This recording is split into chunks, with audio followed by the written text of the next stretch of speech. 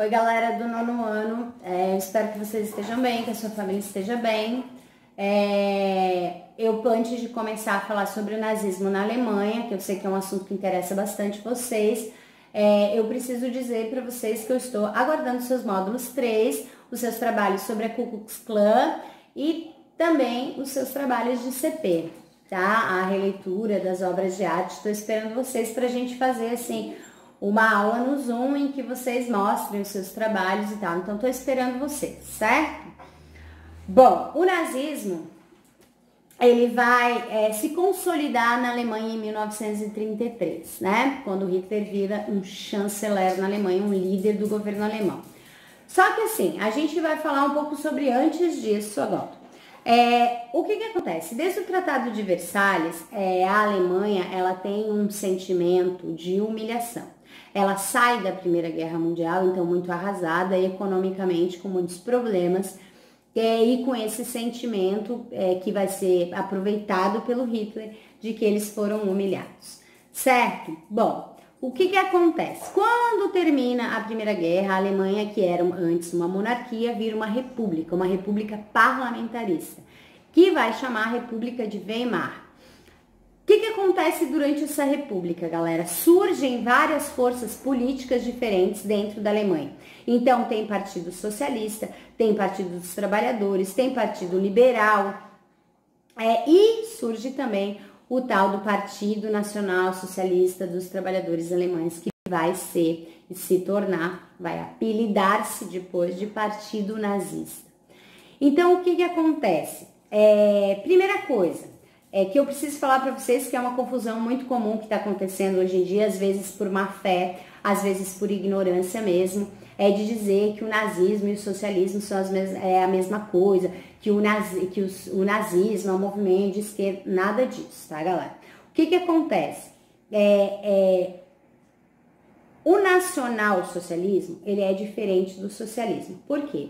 O nacional-socialismo, ele vai se diferenciar do socialismo em algumas características, tá? Mas a principal delas, quer dizer, tem duas que são principais, que são importantes vocês saberem.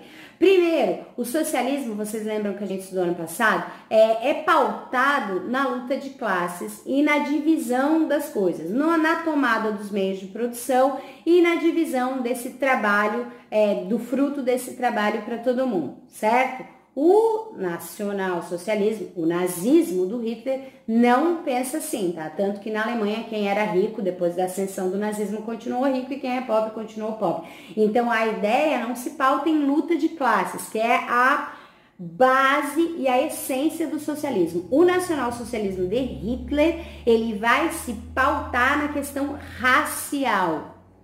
Ah, como é que é isso?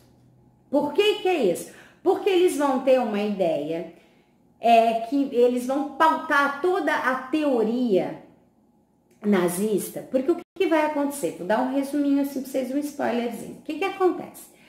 O Hitler, ele vai lutar na Primeira Guerra, ele vai vir na segunda, nesse período entre guerras, é aí que ele vai ter a sua ascensão, certo? Só que as coisas não vão se dar assim de modo simples, tá? O Hitler, ele vai tentar dar um golpe de Estado, que vai ser um golpe frustrado. O Partido Nazista tenta tomar o poder, só que eles são muito pequenos, ainda não tem força para isso. Esse golpe de Estado é reprimido, Hitler é preso.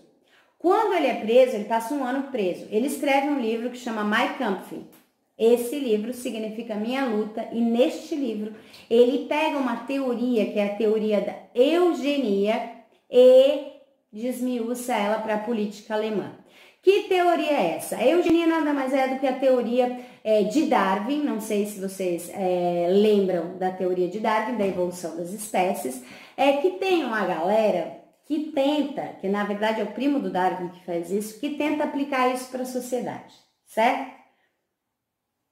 Então, basicamente, ele pega essa teoria, a eugenia, que diz que há raças que são melhores e raças que são piores de seres humanos, pasmem. Então, a ideia da eugenia é que eu tenho raças superiores e raças inferiores. Quem seria a raça superior? Os alemães. Porque para Hitler, eles teriam sido eles seriam descendentes de uma galera que viveu na Índia muito tempo atrás, depois teria migrado para lá. Também tem uma história com saxões na Idade Média. Então, para Hitler, a raça pura, ou a melhor raça, ou a única raça que devia habitar o planeta era a raça ariana, ou seja, os alemães. Então, o que acontece? Eles elegem principalmente os judeus como principais inimigos dessa raça, ou que estragariam a raça, mas também elegem ciganos, também elegem negros, também elegem eslavos, elegem vários povos que Hitler vai tratar de demonizar para que as pessoas passem a odiar e apoiem a toda a sua ideia. Porque, galera, pasmem, Hitler não foi eleito, ele não chegou ao poder através de golpe nem de nada. Ele teve um golpe frustrado em 1922, ele foi preso, só que ele chega em 1933 no poder através do voto das pessoas, certo? Então, ele, diferente do fascismo, em que é aquela marcha sobre Roma, Hitler vai chegar ao poder por meio democrático. Ou seja, as pessoas vão votar nele porque acreditam nas suas ideias. Olhem que perigo. O que acontece então? Adolf Hitler, ele vai se inspirar em Mussolini. O partido dele vai crescer durante essa época da República do Weimar, certo? Ele vai conquistar cada vez mais cadeiras no parlamento, certo? Que é uma república parlamentarista. O Partido Nazista vai defender basicamente a formação de uma identidade alemã, dos alemães purinhos, certo? Então, o partido, quando começa a crescer, ele começa a fazer propaganda dessas ideias e as pessoas começam a acreditar nelas. Lembrando, galera, que há um desespero pós-Primeira Guerra das pessoas, há muita miséria, há muita fome, há uma sensação de que muita coisa lhes foi tirada, eles têm que diminuir o exército, eles têm que pagar indenização para outros países. Então, o Hitler se aproveita desse sentimento e faz com que o partido nazista cresça cada vez mais, certo? Eles eram antidemocráticos, isso também é uma característica comum ao fascismo, mas a gente sabe que o nazismo se inspirou lá no Mussolini.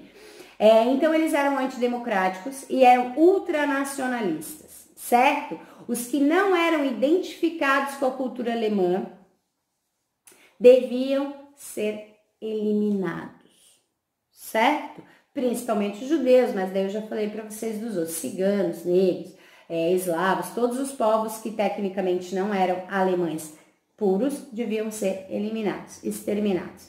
Então, como é que ele começa a fazer isso? Primeiro, ele afasta as pessoas em guetos e depois, bom, isso a gente vai estudar em outras ocasiões. Então, o Hitler, ele vai se colocar como salvador da pátria, ele vai investir muito pesado em propaganda, na educação, tanto que eu vou fazer um vídeo para vocês falando da juventude hitlerista, da religião e o nazismo, como é que isso funcionou, e da sociedade. Assim como vocês tenho uma curiosidade muito grande a respeito desse assunto, eu gosto muito de estudar principalmente como esses regimes tão cruéis, eles foram apoiados por uma grande parte da população, isso me intriga muito, né? Então é uma coisa que eu gosto muito de estudar. Então o nazismo, ele além daquela força bruta aplicada pelo Mussolini, que achava que tudo devia ser resolvido na ação e na porrada, ele também tem uma base ideológica muito forte, ou seja, propaganda, educação, arte, tudo é voltado para enaltecer a figura de Hitler, certo? E para enaltecer esta raça superior que seria a alemã. Certo? Tem uma coisa que eu preciso falar com vocês, que é importante, tá? O Hitler, ele vai ser nomeado chanceler da Alemanha em 1933 e a partir daí ele vai começar a colocar os seus planos em prática e vai começar a governar mesmo a Alemanha e arrumar para a guerra, certo? Só que a guerra, ela só vai acontecer efetivamente em 1939. Então, a gente tem aí um espaço de 1933 a 1939 que eu vou fazer um vídeo para vocês para a gente falar das ações, então, do Partido Nazista. Uma dessas ações, que eu já vou adiantar para vocês, chama Noite das Facas Longas. Vai acontecer em 1934 uma briga entre duas forças paramilitares. O que são forças paramilitares? O exército alemão ele estava limitado a 100 mil homens, certo? Então, o que o Hitler fez? Não só ele, como outros membros do partido, foram criadas forças paramilitares, forças armadas, porém não pertencentes ao exército, mas pertencentes ao partido nazista. Então, quando a gente fala que o partido nazista ele trabalhava bastante com a ideologia, isso não significa que a violência não tivesse presente, tá? A gente tem duas forças aí paramilitares que, inclusive, essa noite das facas longas vai ser um conflito entre as duas forças. A gente tem a SA, que é uma força paramilitar que é comandada por Ernest Röhm. Esse cara gosta muito da violência, então ele vai sair nas noites com essa galera e vai bater em quem tá bêbado e vai perseguir quem é contra o regime nazista e vai usar de violência com mulheres. Então é um grupo mais arruacento, assim, certo? Só que pensem que esse grupo tem 3 milhões de membros, certo? Outro grupo paramilitar, que vai chamar SS, é um grupo paramilitar mais fiel ao Hitler, mais disciplinado, porque para o nazismo a disciplina é algo essencial, saca? Obedeça e obedeça. Então, o que acontece, meu povo? Eu tenho, de um lado, a SA, que é mais arruacenta e é comandada por Ernest Röhm, e do outro lado eu tenho a SS, que é mais fiel ao Hitler e é também mais disciplinada. Então, o que acontece? Em 30 de julho de 1934, essas duas milícias paramilitares do Partido Nazista, elas vão se enfrentar, certo? Vão morrer 85 pessoas da SA e a SS, fiel ao Hitler, vai virar um pouco mais tarde o exército alemão, certo? Alguns membros da SA vão partir para a SS e a SS vai virar o exército alemão. Bom, na próxima aula a gente vai continuar falando de nazismo, tá? Antes de entrar na Guerra Civil Espanhola, a gente vai falar sobre o nazismo e sobre esse tempo em que o Partido Nazista ficou no comando da Alemanha antes da guerra. Um beijo para vocês e até semana que vem.